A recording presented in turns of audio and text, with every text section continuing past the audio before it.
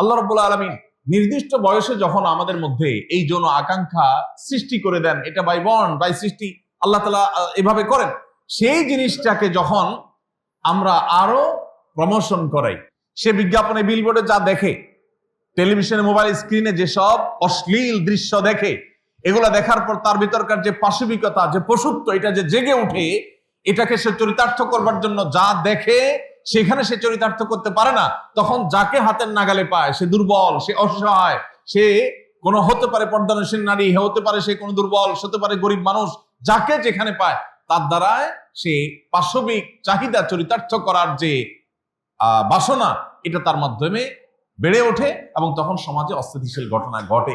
আপনি একদিকে সমাজের তরুণ সমাজকে নষ্টের দিকে পা বাড়াবেন, তাদেরকে উত্তেজিত করে তুলবেন, আবার অপর দিকে বলবেন না, নিজেকে নিয়ন্ত্রণ করো, নিজেকে সংযমী করো। এর চাইতে হাস্যকর আর কোন আইডিওলজি পৃথিবীতে হতে পারে না। আর এই জন্য আপনি দেখবেন নবী সাল্লাল্লাহু আলাইহি সাল্লাম তিনি মানব জাতির সবচেয়ে বড় হিতাকাঙ্ক্ষী এবং শুভাকাঙ্ক্ষী হিসাবে আল্লাহর কাছ থেকে প্রেরিত হয়েছে। মানব জাতিকে ধ্বংসের পথ থেকে তিনি বাঁচাবার জন্য তার যে আকুতি, তার যে প্রচেষ্টা ছিল, তিনি বলেছেন ওয়া আনা আখিযুম বিহুজাজিকুম মিনান নার। পতঙ্গ যেরকম আগুন জ্বালালে সে আগুনে গিয়ে লাফিয়ে লাফিয়ে পড়ে সে নিজেকে শেষ করে দেয়, তোমরা এরকম তোমাদের ভুল কর্মের মাধ্যমে জাহান্নামের দিকে তোমরা ছুটে চলো, আর আমি তোমাদের কোমর ধরে ধরে তোমাদেরকে টেনে জাহান্নাম থেকে বাঁচাবার সংগ্রাম চালাই। নবীজি সাল্লাল্লাহু আলাইহি সাল্লামের জন্য দেখবেন পুরো হাদিসের ভান্ডারের মধ্যে বারবার আমাদের সতর্ক করেছে। যুবকদেরকে তিনি ডেকে ডেকে একটি আহ্বান করেছে। দেখুন কত আহ্বানিত যুবকদেরকে ডেকে মানুষ করে। যুবকদেরকে ডেকে বহু রকমের আহ্বান গোটা বিশ্বের বহু নেতা, বহু অনুসরণীয় ব্যক্তিত্ব, বহু মনীষীরা করেছেন, কিন্তু হযরত মুহাম্মদ সাল্লাল্লাহু আলাইহি সাল্লাম তিনি তরুণদেরকে ডেকে তাদেরকে আহ্বান করে আলাদা করে অ্যাড্রেস করে একটি কথা বলেছেন। কি সেটা? তিনি বলেছেন ইয়া মা'শারাশ শাবাব, ওহে তরুণ যুবক সম্প্রদায়, মান ইসতাতা'a মিনকুমুল বাআতা ফালইয়াতাযাওয়াজ, তোমাদের কারোর বিবাহ করবার সঙ্গতি সামর্থ্য আসলে আর বিলম্ব করবে না, দ্রুততার সাথে বিবাহ করে ফেলবে। কেন? ওই যে চরিত্রকে হেফাজত করবার জন্য। তিনি এক হাদিসে বলেছেন ফাইন্নাহু আগাদ্দু লিল বাসার ওয়া আহসানু লিল ফারাজ, তুমি তোমার চরিত্রকে যদি হেফাজত করতে চাও, তোমার দৃষ্টিকে যদি তুমি অবনত এবং সংযত করতে চাও, চোখ দিয়ে যে গুনাহ জেনা করা হয় সেটা থেকে যদি বাঁচতে চাও, তাহলে তোমাকে বিবাহের পথে পা বাড়াতে হবে। আর যদি তোমাদের কারোর বিবাহ করবার সামর্থ্য না থাকে, অমাল্লাম ইয়াস্তাতি', যার বিবাহ করার সামর্থ্য নাই, ফাআলাইহি বিসসাওম, সে যেন সিয়াম সাধনা করে, নফল রোজা রাখে। কেন? ফাইন্নাহু লাহু বিজা, নফল রোজার মধ্য দিয়ে আত্মনিয়ন্ত্রণ করার ট্রেনিং সে পাবে, নিজেকে গুনাহ থেকে বাঁচাতে পারবে। নবী সাল্লাল্লাহু আলাইহি সাল্লাম যুবকদেরকে আহ্বান করেছে। ভাইরা আমার, আমাদের সমাজে আজ আপনি যেদিকে তাকাবেন দেখবেন বিবাহ কঠিন হয়ে গেছে, জেনা বা ব্যভিচার সহজ হয়ে গেছে। বাপের কাছে যদি ছেলে কোনোভাবে জানান দেয় যে আমার বয়স হয়েছে, আমি বিবাহ করতে চাই, তাহলে বাপ মার মাথায় রক্ত উঠে যায়। বলে কি ছেলে বেয়াদব নাকি? একই বাপ মা ছেলের যত অবৈধ সম্পর্ক আছে, হারাম রিলেশন আছে, বিভিন্ন হারাম সঙ্গীদের সাথে উঠা বসা আছে, সেগুলো দেখার পর বলে এই বয়সে একটু আধটু করে। একজন অভিভাবক যখন দায়িত্বজ্ঞানহীন আচরণ করে, তখন তার সন্তান তার অজান্তেই ধ্বংসের দিকে পা বাড়িয়ে ফেলে। এরপর যখন ধ্বংস ডেকে আনে, তারপরে এবার হুজুরের কাছে তাবিজের জন্য আসে যে হুজুর, ছেলেটা তো আমার অমুকের হাত ধরে ভেঙে গেছে, মেয়েটা তো পলায় গেছে, এখন কোনো কিছু পরে ফুটু দেন, যান চলে আস। কিন্তু যাওয়ার পথ নিজেই খুলে দিয়েছে। ভাইরা আমার, নবী করিম সাল্লাল্লাহু আলাইহি সাল্লাম আমাদেরকে আমাদের যৌবনকে নিয়ন্ত্রণ করার ট্রেনিং দিয়েছে। একটা কথা এর আগে আপনাদের সাথে বিভিন্ন সময় আমরা শেয়ার করেছি। ডক্টর খন্দকার আব্দুল্লাহ জাহাঙ্গীর রাহিমাহুল্লাহ ইসলামী বিশ্ববিদ্যালয় কুষ্টিয়ার প্রফেসর ছিলেন। তিনি বলতেন যে জিনিসটি প্রমোটেড বাই আল্লাহ সুবহানাহু ওয়া তাআলা, সেটাকে নতুন করে প্রমোশন করতে হয় না, সেটাকে কন্ট্রোল করতে হয়। কারণ প্রমোটেড জিনিসকে যদি আবারও আপনি প্রমোশন করেন, তাহলে দুর্ঘটনা নিশ্চিত। আল্লাহ রাব্বুল আলামিন মানুষ তো মানুষ, প্রাণীকেও একটা নির্দিষ্ট বয়সে উপনীত হওয়ার পর তার মধ্যে যৌন আকাঙ্ক্ষা দিয়ে দেন। তার ভেতর থেকে সে আকাঙ্ক্ষা, সে তাড়না, এটা তাকে তাড়াতে থাকে।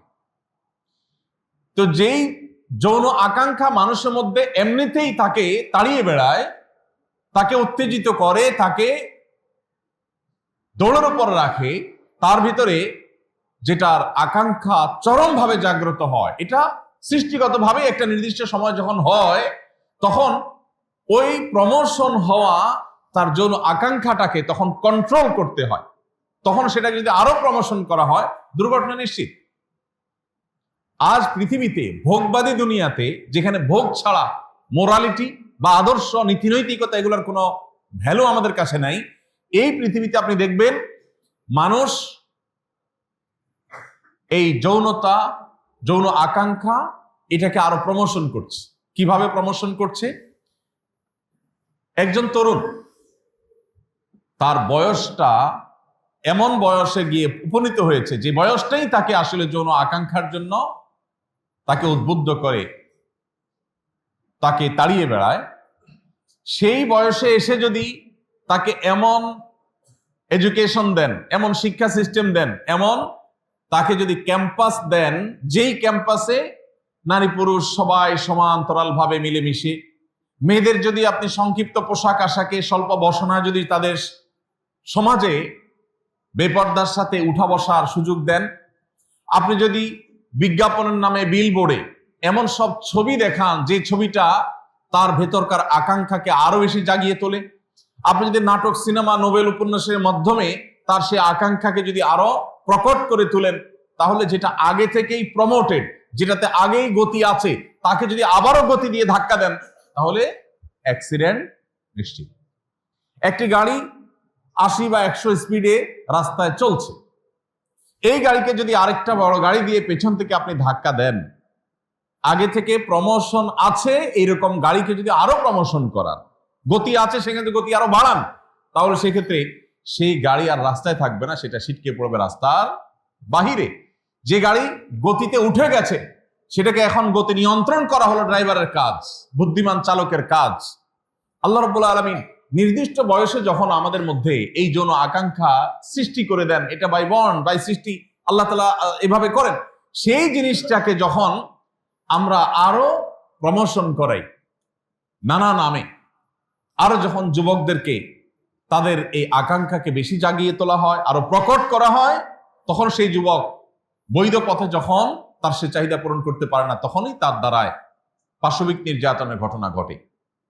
সে বিজ্ঞাপনে, বিলবোর্ডে যা দেখে, টেলিভিশনে, মোবাইল স্ক্রিনে যেসব অশ্লীল দৃশ্য দেখে, এগুলা দেখার পর তার ভিতরকার যে পাশবিকতা, যে পশুত্ব, এটা যে জেগে উঠে, এটাকে সে চরিতার্থ করবার জন্য যা দেখে সেখানে সে চরিতার্থ করতে পারে না, তখন যাকে হাতের নাগালে পায় সে দুর্বল, সে অসহায়, সে কোনো হতে পারে পর্দানসীন নারী, হতে পারে সে কোনো দুর্বল, হতে পারে গরিব মানুষ, যাকে যেখানে পায় তার দ্বারায় সে পাশবিক চাহিদা চরিতার্থ করার যে বাসনা, এটা তার মাধ্যমে বেড়ে ওঠে এবং তখন সমাজে অস্থিতিশীল ঘটনা ঘটে।